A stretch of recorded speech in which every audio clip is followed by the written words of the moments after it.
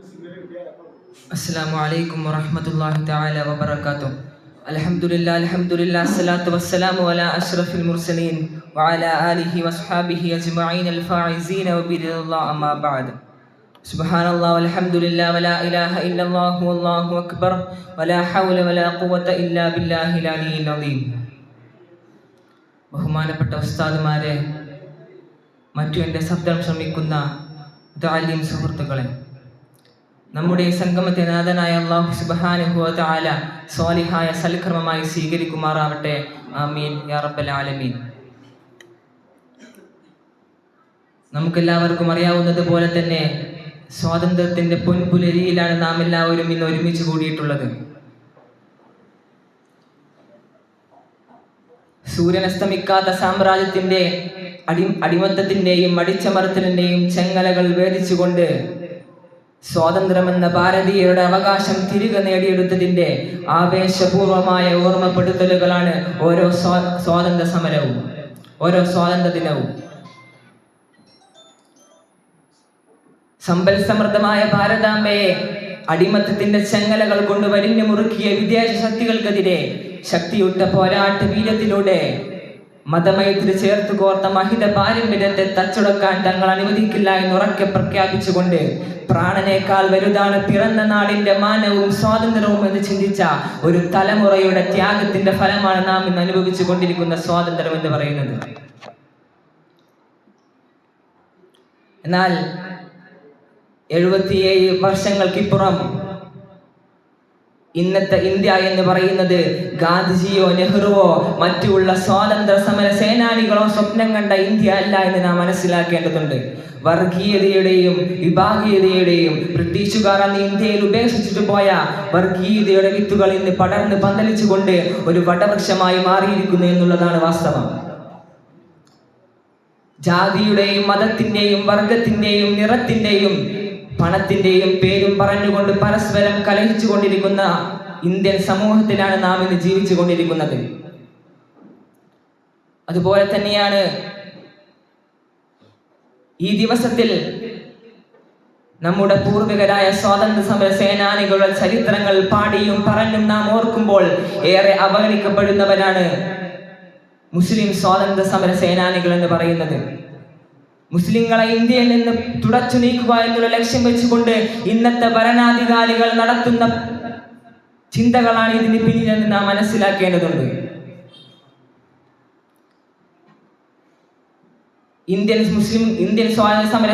മുസ്ലിം സ്വാതന്ത്ര്യ സമര സേനാനികളെ വർഗീയവാദിയായും എല്ലാം ചിത്രീകരിക്കുകയാണ് ഇന്നത്തെ ഭരണാധികാരികൾ ചെയ്യുന്നത്. എന്നാൽ അവർക്കെല്ലാം മുസ്ലിം സ്വാതന്ത്ര്യ സമര സേനാനികളുടെ ചരിത്രം നാം മനസ്സിലാക്കി കൊടുക്കേണ്ടതുണ്ട്. അവരുടെ ചരിത്രം ഈ തുച്ഛമായ ഈ സമയത്തിനുള്ളിലൊന്നും പറഞ്ഞു തീർക്കാൻ കഴിയുന്ന ചരിത്രമല്ല, മറിച്ച് വിശദമായ ഒരു പഠനം തന്നെ അതിന് ആവശ്യമാകേണ്ടതുണ്ട്. എന്നാൽ അവരിൽ തിളങ്ങി നിൽക്കുന്ന ചില വ്യക്തികളുടെ വീരകഥകൾ നാം എല്ലാവരും ഓർക്കേണ്ടതുണ്ട്. 1497 Vasco da Gama Saint Raphael എന്ന കപ്പലിൽ യാത്ര പുറപ്പെട്ടുകൊണ്ട് 1498 കോഴിക്കോട് വന്ന് കാലുകുത്തിയത് മുതലാണ് ഇന്ത്യയിൽ വിഭാഗീയതയുടെയും അടിച്ചമർത്തലിന്റെയും യുഗം ആരംഭിക്കുന്നത്. അറബികളെ വർഷങ്ങളായി കേരളവുമായി വാണിജ്യ ബന്ധമുണ്ടായിരുന്ന അറബികളെ കെട്ടിക്കാനും മുസ്ലിം പള്ളികൾ കത്തിക്കാനും മുസ്ലിങ്ങളെ കൊന്നൊടുക്കാനും വേണ്ടി യാത്ര പുറപ്പെട്ട അവർ ഇന്ത്യയിൽ നടത്തിയ നരനാരായണുകൾ നമുക്ക് ചരിത്രങ്ങളിൽ കാണാൻ സാധിക്കും. എന്നാൽ അവർക്കെതിരെ പോരാടുവാൻ അന്നത്തെ ഇന്ത്യൻ മുസ്ലിങ്ങളുടെ നേതാക്കന്മാരായിരുന്ന സൈനുദ്ദീൻ മഖ്ദൂം ഒന്നാമനും രണ്ടാമനും പോർച്ചുഗീസുകാരെതിരെ പോരാടാൻ ഗ്രന്ഥങ്ങൾ രചിച്ചുകൊണ്ട് ആഹ്വാനം ചെയ്യുകയുണ്ടായി. അതുവഴിയാണ് മരക്കാർമാരുടെ രംഗപ്രവേശനം. തിരുവിതാംകൂർ രാജാക്കന്മാരായിരുന്ന സാമൂതിരിയെ കൂട്ടിപ്പിടിച്ചുകൊണ്ട് പോർച്ചുഗീസുകാർക്കെതിരെ യുദ്ധം ചെയ്യാൻ ആഹ്വാനം ചെയ്യുകയും നിരവധി യുദ്ധങ്ങൾ അവർക്കെതിരെ നടത്തുകയും ചെയ്തു. ഏറ്റവും വലിയ നാവിക ശക്തികളായിരുന്ന പോർച്ചുഗീസുകാർക്കെതിരെ നാവിക പടയോട്ടം നടത്തിയവരാണ് കുഞ്ഞാലി മരക്കാർമാർ എന്ന് പറയുന്നത്. എന്നാൽ കുഞ്ഞാലി മരക്കാർ ഒന്നാമന്റെയും രണ്ടാമന്റെയും മൂന്നാമന്റെയും കാലഘട്ടങ്ങളിൽ സാമൂതിരിയും കുഞ്ഞാലി മരക്കാർമാരും മരക്കാർമാരും ഒരുമിച്ച് ചേർന്നുകൊണ്ടാണ് യുദ്ധം ചെയ്തിരുന്നെങ്കിൽ 4-ാം കുഞ്ഞാലി മരക്കാരന്റെ കാലം ഘട്ടം എത്തിയപ്പോഴേക്കും പോർച്ചുഗീസുകാരുടെ വാഗ്ദാനങ്ങളിൽ മതിമറന്നുകൊണ്ട് അവർ പോർച്ചുഗീസുകാർക്ക് ഇന്ത്യയിലേക്ക് സ്വാഗതം നൽകുകയുണ്ടായി. അങ്ങനെ സാമൂതിരിയും പോർച്ചുഗീസുകാരും ചേർന്ന് കുഞ്ഞാലി മരക്കാർക്കെതിരെ യുദ്ധം ചെയ്യുകയും അവരെ തടവിലാക്കുകയും ചെയ്തു. ശേഷം വധിക്കാൻ വേണ്ടി ഗോവയിലേക്ക് കൊണ്ടുപോവുകയും ചെയ്തു. എന്നാൽ അദ്ദേഹത്തിന്റെ വധശിക്ഷ നടപ്പിലാക്കുന്നതിന് മുമ്പ് ഒരു ഓഫർ അവർ മുന്നേറ്റ് വെക്കുകയുണ്ടായി. നിങ്ങൾ നിങ്ങളുടെ മതം മാറുകയാണെങ്കിൽ, നിങ്ങളുടെ മതത്തെ ഉപേക്ഷിക്കാൻ നിങ്ങൾ തയ്യാറാവുകയാണെങ്കിൽ ഞങ്ങൾ നിങ്ങളെ വധിക്കുകയില്ല എന്ന് അവർ ഓഫർ നൽകുകയുണ്ടായി. പക്ഷേ അവർ അത് നിരസിക്കുകയാണ് ചെയ്തത്. ശേഷം അദ്ദേഹത്തിന്റെ പടയാളികളായിരുന്ന 40 പേരെ തുണ്ടമായി വെറിച്ച് കടലിലേക്ക് വലിച്ചെറിയുകയുണ്ടായി. ശേഷം കുഞ്ഞാലി മരക്കാരൻ 4 കഷ്ണങ്ങളായി വെട്ടിനുറുക്കി കുന്തത്തിന്മേൽ നാട്ടിക്കൊണ്ട് കടപ്പുറത്ത് പ്രദർശിപ്പിക്കുകയുണ്ടായി. ഇതാണ് കുഞ്ഞാലി മരക്കാർമാരുടെ ചരിത്രം എന്ന് പറയുന്നത്, ചുരുങ്ങിയ ചരിത്രം എന്ന് പറയുന്നത്. നിരവധി സംഭവങ്ങൾ ഇതിനിടയിൽ ധാരാളം ഉണ്ടായിട്ടുണ്ട്. അതുപോലെ തന്നെയാണ് ഇന്ത്യൻ സ്വാതന്ത്ര്യ മുസ്ലിങ്ങളുടെ ചരിത്രത്തിൽ മുൻപന്തിയിൽ നിൽക്കുന്ന വ്യക്തിയാണ് ടിപ്പു സുൽത്താൻ എന്ന് പറയുന്നത്. 1000 വർഷം എലിയായി ജീവിക്കുന്നതിനേക്കാൾ നല്ലത് ഒരൊറ്റ നിമിഷമെങ്കിലും പുലിയായി മരിക്കലാണ് എന്ന് പറഞ്ഞുകൊണ്ട് ബ്രിട്ടീഷുകാരുടെ ഉറക്കം കെടുത്തിയ ധീര യോദ്ധാവാണ് ടിപ്പു സുൽത്താൻ എന്ന് പറയുന്നത്. 4 മൈസൂർ യുദ്ധം വഴി പോർച്ചുഗീസുകാർക്ക് വലിയ തിരിച്ചടിയാണ് ടിപ്പു സുൽത്താൻ നൽകിയത്. എന്നാൽ 4ാമത്തെ മൈസൂർ യുദ്ധത്തിൽ അദ്ദേഹം മരണമടയുമ്പോൾ അദ്ദേഹത്തിന്റെ ശവമഞ്ചം അടുത്തു നിന്നുകൊണ്ട് ബ്രിട്ടീഷ് ജനറൽമാർ പറയുകയുണ്ടായി, ഇനി ഇന്ത്യ നമ്മുടേതാണ്, നമ്മുടെ ഇന്ത്യയിലുള്ള രാജവാഴ്ചയെ തടസ്സം നിൽക്കാൻ ഇനി ഒരു ശക്തിക്കും കഴിയുകയില്ല, ഉണ്ടായിരുന്ന ശക്തി നമ്മുടെ മുമ്പിൽ കിടക്കുകയാണ് എന്ന് അവർ പറയുകയുണ്ടായി. അത്രമാത്രം ധീരനായിരുന്നു ടിപ്പു സുൽത്താൻ എന്ന് പറയുന്നത്.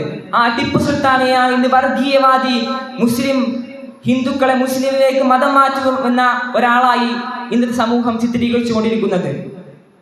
നാം മനസ്സിലാക്കേണ്ടത്, അദ്ദേഹത്തിന്റെ പേഴ്സണൽ മന്ത്രിമാരിൽ ഒരാൾ, നിരവധി പേർ ഹിന്ദുക്കളായിരുന്നു എന്ന് നാം മനസ്സിലാക്കേണ്ടത്. നിരവധി ക്ഷേത്രങ്ങൾ പണിയാൻ സൗകര്യവും സ്ഥലവും അദ്ദേഹം ചെയ്തു നൽകിയിട്ടുണ്ട്. ഇന്നും ആ ക്ഷേത്രങ്ങളെല്ലാം അദ്ദേഹത്തിന് വേണ്ടിയുള്ള പ്രാർത്ഥന വരെ നടക്കുന്നുണ്ട് എന്ന് നാം മനസ്സിലാക്കേണ്ടതുണ്ട്. ഇതാണ് ടിപ്പു സുൽത്താന്റെ ഒരു ചുരുക്കരൂപം എന്ന് പറയുന്നത്. ശേഷം നമ്മുടെ മലബാറിന്റെ മണ്ണിൽ ബ്രിട്ടീഷുകാർക്ക് തിരിച്ചടി നൽകിയവരാണ് ബാലവിലങ്കുന്നത്ത് കുഞ്ഞഹമ്മദ് ഹാജി എന്ന് പറയുന്നത്. ബ്രിട്ടീഷുകാർക്കെതിരെ സന്ധിയില്ലാ സമരമാണ് അദ്ദേഹം ചെയ്തത്. അന്ന് ഇന്ത്യയിൽ ബ്രിട്ടീഷ് സൈന്യത്തിന്റെ 1/4 ഭാഗവും അദ്ദേഹത്തെ പിടിക്കാൻ വേണ്ടി ബ്രിട്ടീഷ് സൈന്യം ഉപയോഗിച്ചു. പക്ഷേ അവർക്ക് പിടിക്കാൻ സാധിച്ചില്ല. എന്നിട്ട് ചതിയിലൂടെ തന്റെ ഉറ്റ സുഹൃത്തിനെ കൂട്ടിപ്പിടിച്ചുകൊണ്ട് ചതിക്കണിയൊരുക്കിക്കൊണ്ട് അദ്ദേഹത്തെ പിടിക്കുകയുണ്ടായി. ശേഷം അദ്ദേഹത്തെ വധിക്കാൻ വേണ്ടി കൊണ്ടുപോവുകയുണ്ടായി. അപ്പോൾ വധിക്കാൻ പോകുന്ന സമയത്ത് അദ്ദേഹം പൊട്ടിക്കരയുകയാണ്. അപ്പോൾ ബ്രിട്ടീഷ് ജനറൽമാർ ചോദിച്ചു, എന്തേ വാര്യം കുന്ന, നിങ്ങളുടെ ധൈര്യമെല്ലാം ചോർന്നു പോയോ? ഞങ്ങൾക്കെതിരെ നിങ്ങൾ ധാരാളം പടനയിച്ചിട്ടല്ലേ, നിങ്ങളുടെ ധൈര്യമെല്ലാം ചോർന്നു പോയോ? മരണത്തെ മുമ്പിൽ കണ്ടപ്പോൾ നിങ്ങളുടെ ധൈര്യമെല്ലാം ചോർന്നു പോയോ എന്ന് ചോദിച്ചിന് അദ്ദേഹം ഉത്തരം നൽകിയത്, ഞാൻ കരയുന്നത് എന്റെ മരണഭയത്തെ ഓർത്തല്ല, മറിച്ച് എനിക്ക് എന്റെ വീട്ടിൽ ഒരു പേരക്കുട്ടിയുണ്ട്. നിങ്ങളെന്നെ പിടിക്കുന്ന ദിവസം ഞാൻ വീട്ടിൽ നിന്ന് പുറത്തിറങ്ങിയപ്പോൾ ഉപ്പുപ്പ വൈകുന്നേരം എനിക്ക് നിങ്ങൾ വരുമ്പോൾ മിഠായി കൊണ്ടുവരണമെന്ന് പറഞ്ഞുകൊണ്ട് എന്നെ അയച്ചതാണ്. എന്നാൽ മിഠായിക്ക് പകരം എന്റെ ശവശരീരം ആ കുട്ടി കാണേണ്ടി വരുമല്ലോ എന്ന് ഓർത്തുകൊണ്ടാണ് ഞാൻ സങ്കടപ്പെടുന്നത്. മാത്രമല്ല, നിങ്ങൾ എന്റെ കണ്ണ് കെട്ടിയില്ലേ, നിങ്ങൾ എന്റെ കൈ കെട്ടിയില്ലേ, മാത്രമല്ല നിങ്ങൾ നിങ്ങളുടെ ശത്രുക്കളെ പുറകിൽ നിന്നാണ് വെടിവെക്കാറ് എന്ന് ഞാൻ കേട്ടിട്ടുണ്ട്. പക്ഷെ എന്നെ നിങ്ങൾ അങ്ങനെ ചെയ്യരുത്. എന്റെ ഇടനെഞ്ചിലേക്ക് നിങ്ങൾ വെടിവെക്കണം. എന്റെ കണ്ണിലെ കെട്ടുകൾ നിങ്ങൾ അയക്കണം. എന്റെ ജീവൻ തുടിക്കുന്ന, എന്റെ ജീവൻ അവസാനിപ്പിക്കുന്ന നിങ്ങളുടെ തോക്കുകളിൽ വരുന്ന ആ വെടിയുണ്ടകൾ എനിക്ക് കൺകുളിർക്കെ കാണണം. അത് എന്റെ നെഞ്ചത്തേക്ക് പതിക്കുന്നത് എനിക്ക് കാണണമെന്ന് പറഞ്ഞുകൊണ്ട് ബ്രിട്ടീഷ് സൈന്യത്തിന് അടിയറവ് പറയുകയുണ്ടായി അദ്ദേഹം. ശേഷം അദ്ദേഹത്തെ വധിക്കുകയുണ്ടായി. എന്നിട്ടും ബ്രിട്ടീഷുകാർ അവസാനിപ്പിക്കാൻ തയ്യാറായില്ല. അദ്ദേഹത്തിന്റെ ശവശരീരം വിട്ടുകൊടുത്താൽ അത് ഭാവിയിൽ ഒരു മഖാമായി ഉയർന്നു വരും. അതുകൊണ്ട് അദ്ദേഹത്തിന്റെ ശവശരീരത്തെ പച്ചക്ക് കത്തിക്കുകയുണ്ടായി. എന്നിട്ടും അവർ നിർത്താൻ തയ്യാറായില്ല. അദ്ദേഹത്തിന്റെ ശവശരീരത്തിന്റെ അവശിഷ്ടങ്ങൾ, എല്ലുകളും ചാരകളും എല്ലാം എടുത്തു ബാഗിലാക്കി അവർ ലണ്ടനിലേക്ക് കൊണ്ടുപോവുകയുണ്ടായി. അത്രമാത്രം പേടിയായിരുന്നു വാരിയം കുന്നത്ത് കുഞ്ഞഹമ്മദ് ഹാജിയെ ബ്രിട്ടീഷുകാർക്ക് എന്ന് നാം മനസ്സിലാക്കേണ്ടതുണ്ട്. ശേഷം മുസ്ലിങ്ങൾക്ക് ചുക്കാൻ പിടിച്ച ഒരു നേതാവായിരുന്നു മൗലാന മുഹമ്മദ് അലി ജൗഹർ എന്ന് പറയുന്നത്. പ്രാഥമിക വിദ്യാഭ്യാസമെല്ലാം പൂർത്തിയാക്കി ഉന്നത വിദ്യാഭ്യാസത്തിന് വേണ്ടി ലണ്ടനിലെ ഓക്സ്ഫോർഡിലേക്ക് അദ്ദേഹത്തെ പറഞ്ഞേക്കുമ്പോൾ അദ്ദേഹത്തെ വളർത്തി അദ്ദേഹത്തിന്റെ പൊന്നും അദ്ദേഹത്തിന് നൽകുന്ന 2 ഉപദേശങ്ങളുണ്ട്. എന്തെന്നറിയാമോ? അദ്ദേഹത്തിന്റെ ഉമ്മ പറയുകയാണ്, നിന്നെ ഞാൻ പഠിക്കാൻ വിടുന്നത് നീ പഠിച്ച് വലിയ ആളായി സമ്പന്നനായി എന്റെ വീട് വലുതാക്കാനല്ല, നീ വലുതായി നീ നല്ല പഠിച്ചുകൊണ്ട് നിന്റെ ഖാദികൾ ലഭിക്കാനൊന്നുമല്ല, മറിച്ച് എന്റെ രാജ്യം അടിമത്തത്തിന്റെ ചെങ്ങലയിലാണ്, എന്റെ രാജ്യത്തിന് സ്വാതന്ത്ര്യം വേണം, ആ സ്വാതന്ത്ര്യത്തിന് ഒരു പങ്ക് നിന്റേതാവണം എന്ന് പറഞ്ഞുകൊണ്ടാണ് തന്റെ ഉമ്മ അദ്ദേഹത്തെ പഠിക്കാൻ വേണ്ടി അയക്കുന്നത്.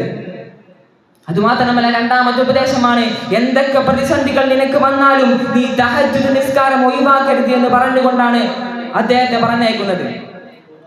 അദ്ദേഹത്തിന്റെ ഉറ്റ സുഹൃത്തായ ഖമറുദ്ദീൻ രേഖപ്പെടുത്തുന്നു, പല രാത്രികളും അദ്ദേഹത്തിന്റെ രാത്രി നമസ്കാരങ്ങളുടെ കരച്ചിൽ കേട്ടുകൊണ്ട് ഞങ്ങൾ ഉണരുമായിരുന്നു എന്ന് അദ്ദേഹത്തിന്റെ കൂട്ടുകാരന്മാർ രേഖപ്പെടുത്തി വെക്കുന്നുണ്ട്. ശേഷം അദ്ദേഹം ഇന്ത്യയിലേക്ക് വരുന്നത് അദ്ദേഹത്തിന്റെ ഉറ്റ സുഹൃത്തായ ഇഖ്ബാലിന്റെ കത്ത് വായിച്ചുകൊണ്ടാണ്. ഇഖ്ബാൽ പറയുകയാണ്, ഇവരെ ഓരിയിടാൻ ധാരാളം കുറുക്കന്മാരുണ്ട്, ഇവിടെ തുള്ളിച്ചാടി കളിക്കാൻ ധാരാളം ചെന്നായ്ക്കളുമുണ്ട്, പക്ഷേ ഇവിടെ ഗർജിക്കാനുള്ള സിംഹത്തിന്റെ ആവശ്യമുണ്ട്, അതുകൊണ്ട് ഗർജിക്കുന്ന സിംഹമേ വന്നാലും എന്ന് പറഞ്ഞുകൊണ്ട് അദ്ദേഹത്തെ ഇന്ത്യയിലേക്ക് സ്വാഗതം ചെയ്യുകയുണ്ടായി. അദ്ദേഹം ഇന്ത്യയിലേക്ക് വരുമ്പോൾ ഗാന്ധിജി ഉൾപ്പെടെയുള്ള പല നേതാക്കളും ബ്രിട്ടീഷിന്റെ ജയിലിലാണ്. വന്നപ്പോൾ തന്നെ അവരെ പുറത്തിറക്കാനുള്ള ശ്രമങ്ങൾ നടത്തുകയും അവരെ എല്ലാം പുറത്തിറക്കുകയും ചെയ്തു. ശേഷം